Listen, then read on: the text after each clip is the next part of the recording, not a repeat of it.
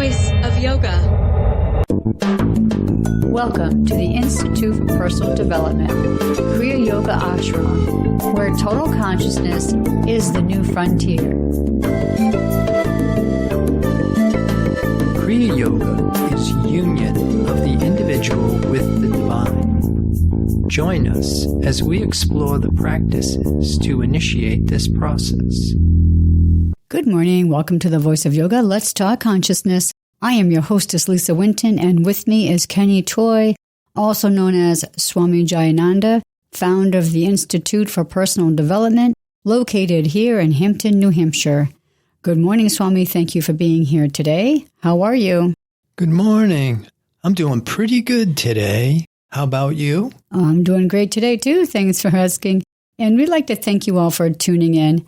Today on the Voice of Yoga, we will talk about what Jesus says in Matthew chapter 23, verse 9, and call no man your father upon the earth, for one is your Father which is in heaven. End of the verse. Listen as we explore the depth which spiritual identity must reach to demonstrate divine law with scientific certainty. In this podcast, we will expose the divine principle as the only life there is, everywhere, always. Welcome to the Voice of Yoga. We are talking consciousness. Join the Kriya Yoga Spiritual Advance to get the light in your soul and accept oneness. Swami, the title of today's episode is Call No Person Father. Tell us, what is the inspiration behind the title of today's episode? Well, I think it's pretty obvious. It's Matthew 23:9. We're focusing on the quote, and also something from Mary Baker Eddy, Healer, page 230. And I'll read it. In 1896, Mrs. Eddy wrote, "Light a stone. What our cause needs most is the impersonalization of thought. I see little, if any, growth in this direction. To destroy any effect, we must remove its cause. The first error was limiting mind or personality, which was supposed to contain mind. Now, to love or hate or fear or believe in the finity of mind, called mortal personality, is to preserve the cause of all error. No persons can grow in Christian Science until they have grown out of attaching themselves to personality either through fear, love, or hate." End of quote. We must know ourselves in the way that we are created, which is spirit. We can't be both spirit and mental material. So it becomes a choice, but most of us aren't even conscious of what we are choosing. And Jesus came to teach the divinity of humanity, to tell us we are in the wrong self. We are accepting mortality, a false sense of existence. And this is exactly why he says, "Call no man your father upon the earth, for one is your Father which is in heaven." There's only one life here, and it is spirit. Perfect, whole, and complete. So my question about what Mary Baker Eddy wrote, she started off saying, what our cause needs most is the impersonalization of thought. What does that look like when we're doing that? When we do that correctly, we are separating the wheat from the tares. We're separating the unreal from the real. Anything that appears in the corporeal sense mind has got to be understood as the lie. It's not the divine creation. The divine creation is purely spiritual. It's incorporeal, whole. The mental material concept is dualistic. It's in half. It's unreal, more a reflection, a concept or a thought, a hypnotic state about what's really here, which is the divine creation. So do you think Jesus was trying to teach the Father we have humanly is just, I'll just say, an illusion, and the real Father would be Spirit or God. Yeah, and this change has to go deep enough. You can't know yourself to be spirit and at the same time believe that you are a finite mortal being. What we do have to learn is how to develop the faculty that enables us to perceive the truth. Jesus also says, know the truth and it makes you free. The truth is there's only one life. It's spirit, whole, complete, eternal, changeless. Know that to be true will free you from the belief you are a finite mortal being with an expiration date. So when Mary Baker Eddy said to destroy any effect, we must remove its cause, and the cause is us not thinking correctly? Well, I think it's more like the way Shakespeare said it. There is neither good nor bad, but thinking makes it so. Thinking is how we are creating this veil, the illusion, the mental material concept, which is preventing us from knowing the truth. And to help, I found this on a Facebook post from the Mary Baker Eddy Library, dated May 25th, 2026, 10 a.m. And I'll read it. When thought dwells in God, and it should not, to our consciousness, dwell elsewhere, one must benefit those who hold a place in one's memory, whether it be friend or foe, and each share the benefit of that radiation. End of quote, written by Mary Baker Eddy. We are to know we are Christ, not in the world, while appearing as forms in the world. To begin to understand this statement, it's crucial to know thought sees what isn't there, while only conscious knowing sees what is there. As Mrs. Eddy instructed Lyda Stone, no persons can grow into Christian Science until they have grown out of attaching themselves to personality, either through fear, love, or hate. End of quote. Until we know divine law only functions in divine life, and there is only one life everywhere always, we continue to try and apply spiritual truth to mental material illusion and forfeit the divine principle. As Mrs. Eddy wrote in Science and Health with Key to the Scriptures, page 445, and I'll read it. You render the divine law of healing obscure and void when you weigh the human in the scale with the divine, or limit in any direction of thought the omnipresence and omnipotence of God. End of quote. So we have a question about a statement Mary Baker Eddy wrote, you had read, when she says, no persons can grow into Christian Science until they have grown out of attaching themselves to personality, either through fear, love, or hate. End of quote. So my question is, I know years ago in the New Age community, there was a lot of talk about attaching and detaching. So can you maybe dive deeper with us about that and what the difference is with Christian Science? Well, I think the most important thing to start with is this idea of born of spirit.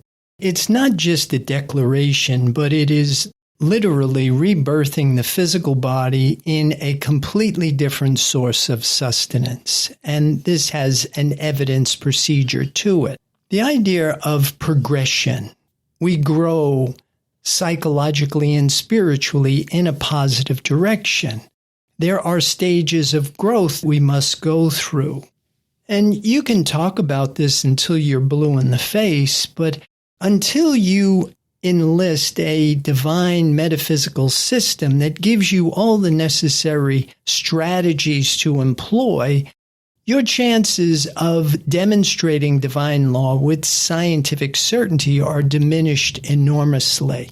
But once you understand what is my responsibility, what are the things I can do to induce this God experience, And you also understand what Mary Baker Eddy is talking about.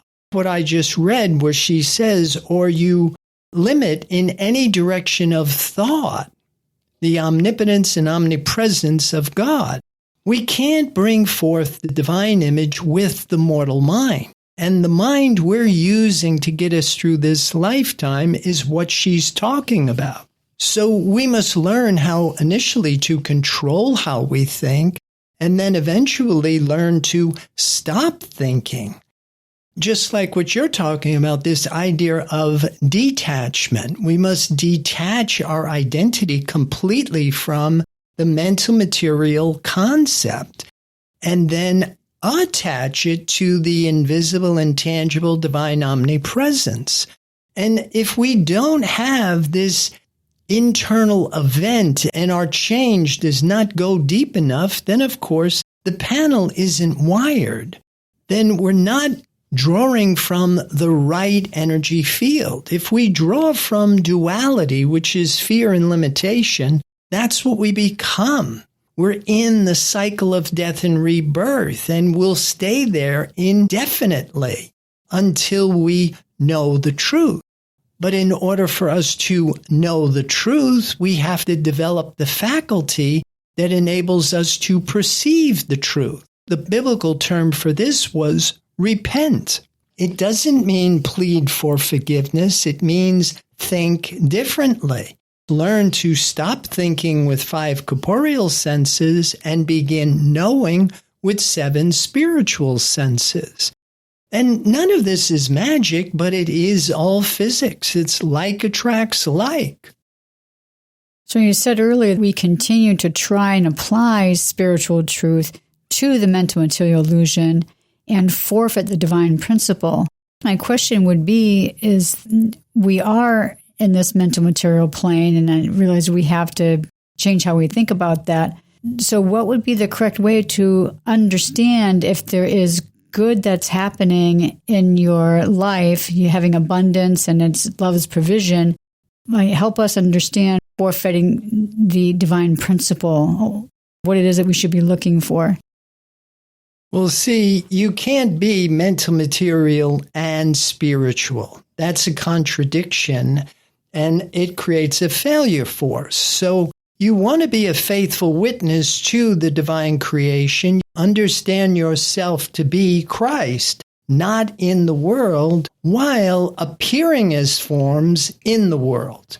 You separate the wheat from the tares. You separate the unreal from the real, and then tell the truth about the truth. Life is perfect. The only thing that's here is the Spirit of God functioning everywhere. You tell the truth about the lie, what is appearing in the corporeal senses. As Mary Baker Eddy said, sometimes beautiful, always erroneous. The problems manifest when we limit the omnipresence, omnipotence of the divine principle by thinking or attaching to the appearance. The minute we fear, love, or hate anything that is in the corporeal senses, we violate the divine law of oneness, one perfect divine being. And so it's a delicate balance. There's no question about it. And if you don't have all your ducks in order, are not at a particular level of consciousness and a degree of awareness, then your chances of doing this become diminished. You can change finite bad to finite good with thought and belief, but you're still under the law of karma in the cycle of death and rebirth. If you want freedom, want to know the truth, learn how to develop the faculty that will enable you to perceive it. You can walk by faith, as Paul says, believe in the divine creation and deny the testimony of the corporeal senses, but it's not demonstrating divine law with scientific certainty. We're going to pause out of here to hear a word from our sponsor. Listeners, we'll be back with you in just a few moments.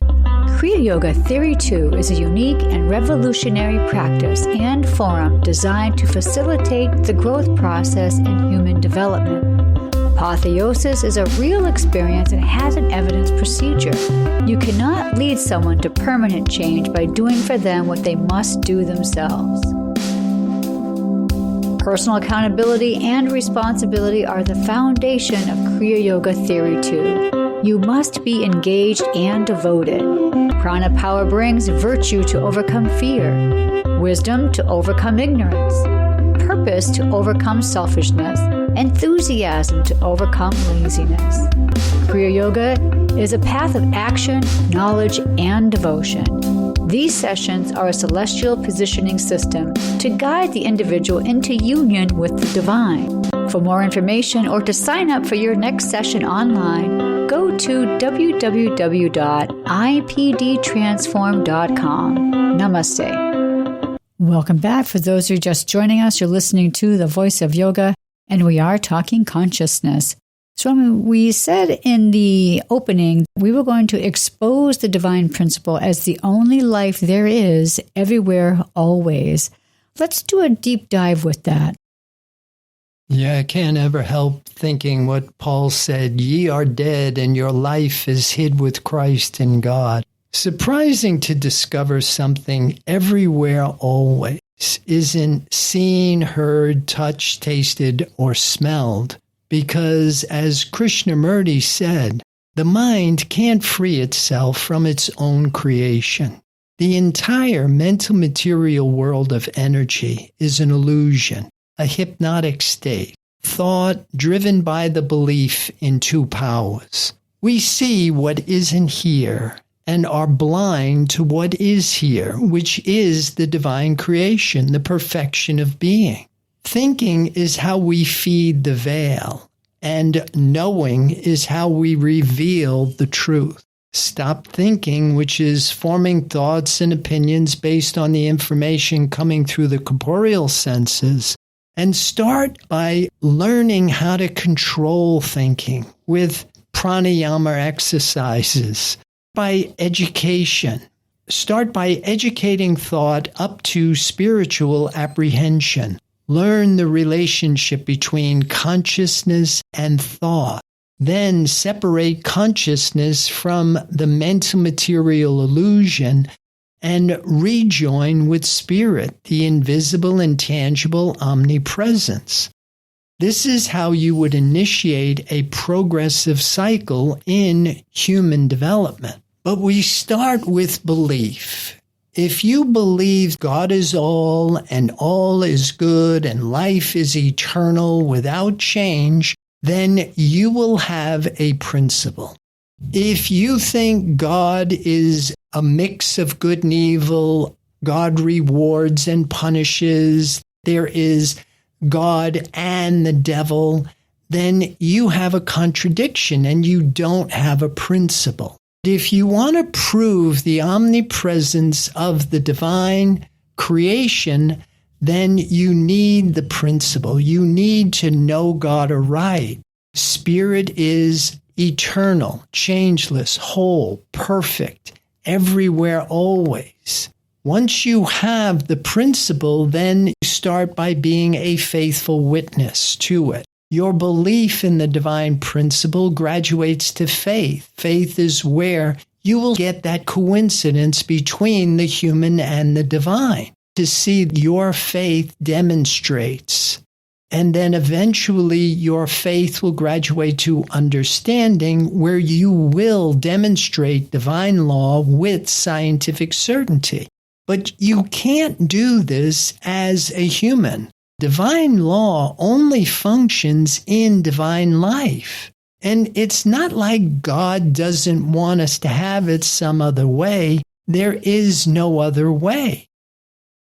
So you said thinking is how we feed the veil, and knowing, and that's with a capital K, is how we reveal the truth.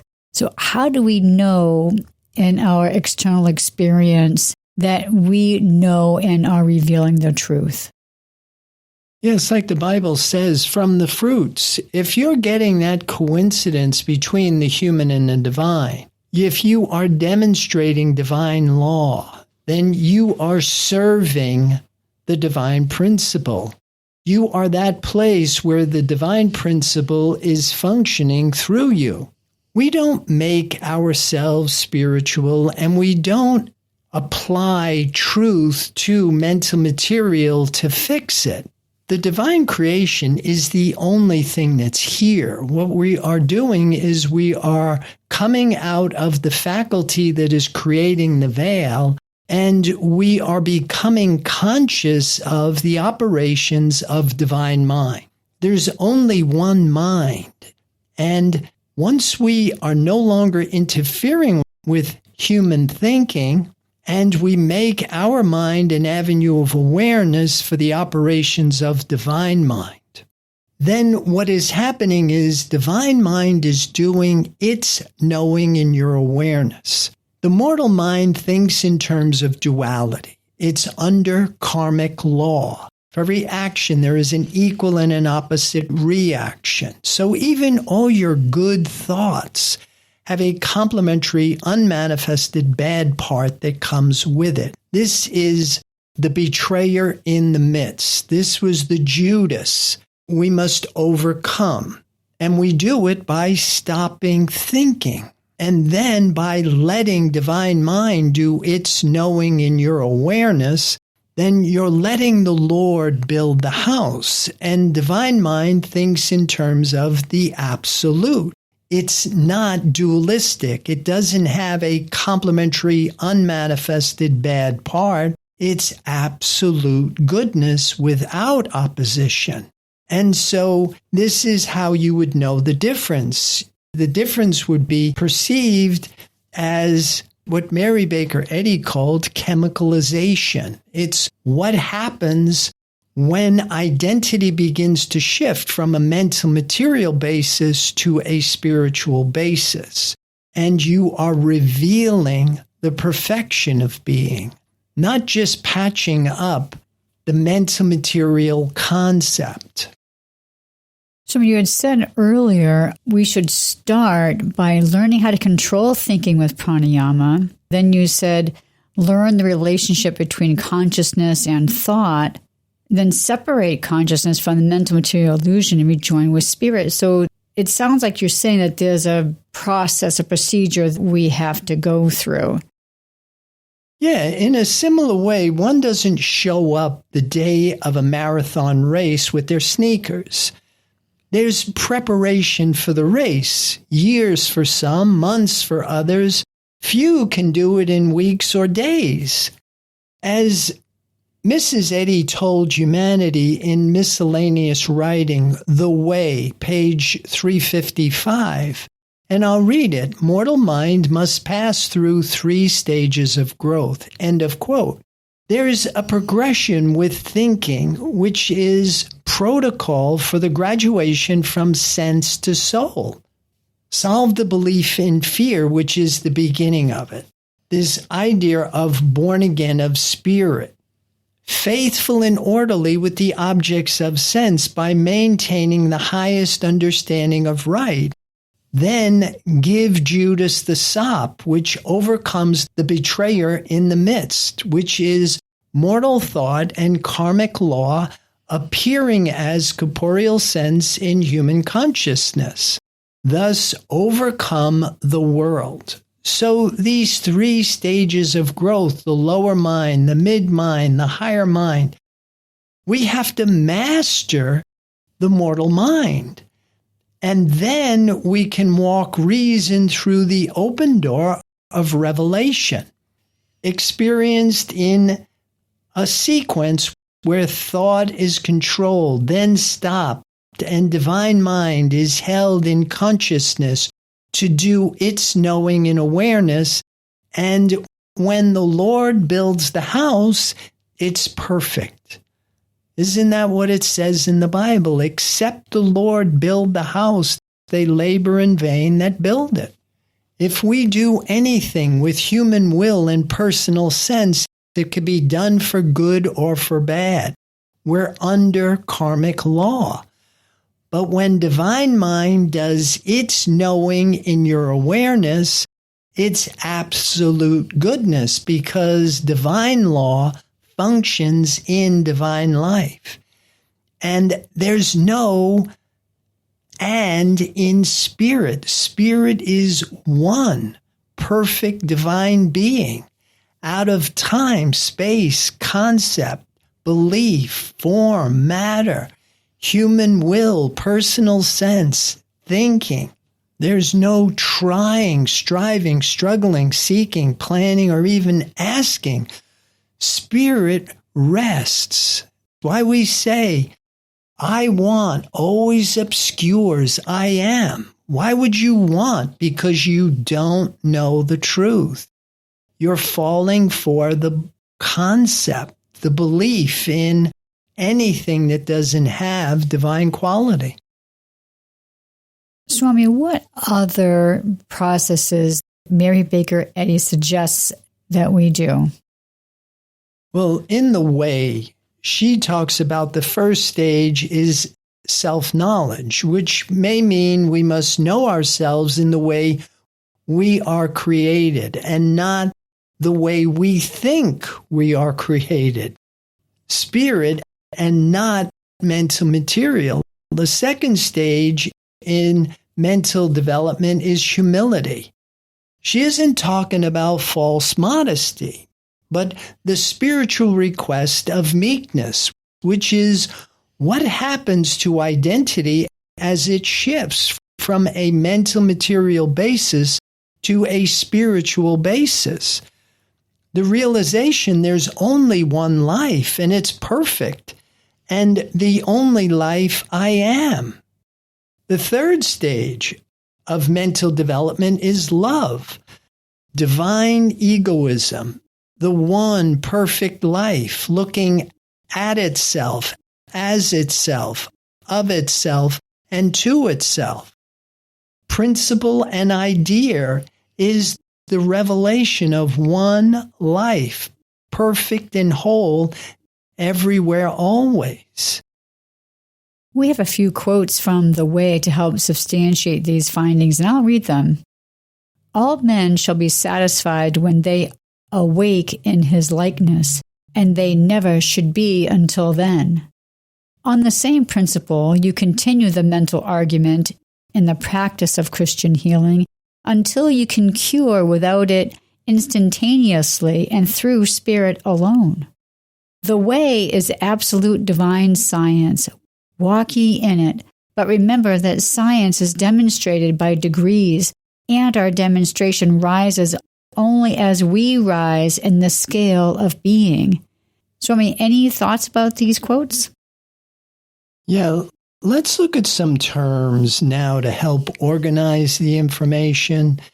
Impersonalization, chemicalization, and spiritualization in the context of process and progression. We can also use realization, sanctification, and revelation. As Mrs. Eddy says, demonstrated by degrees. Everything is going to depend upon your level of consciousness, your degree of awareness, your understanding. And I always come back to, we are to know we are Christ, not in the world, while appearing as forms in the world. We must know ourselves in the way that we are known by the Creator, which is Spirit. Only one life, everywhere, always, perfect, whole, complete. In order for us to demonstrate divine law, we need the principle and the rule. Swami, thank you for your insights for today's podcast titled Call No Person Father. Listeners, be sure to visit the website www.ipdtransform.com. On any of the pages, as you scroll down, you'll see several buttons there that you could press that would further your understanding. Swami, any final thoughts about today's episode? Well, I would like to encourage people to join the Kriya Yoga Spiritual Advance to get the light in your soul and accept oneness. Namaste. Thank you for listening to our program, The Voice of Yoga. This is Lisa Winton along with Swami Jayananda signing off. Have a wonderful Kriya Yoga realization. Namaste.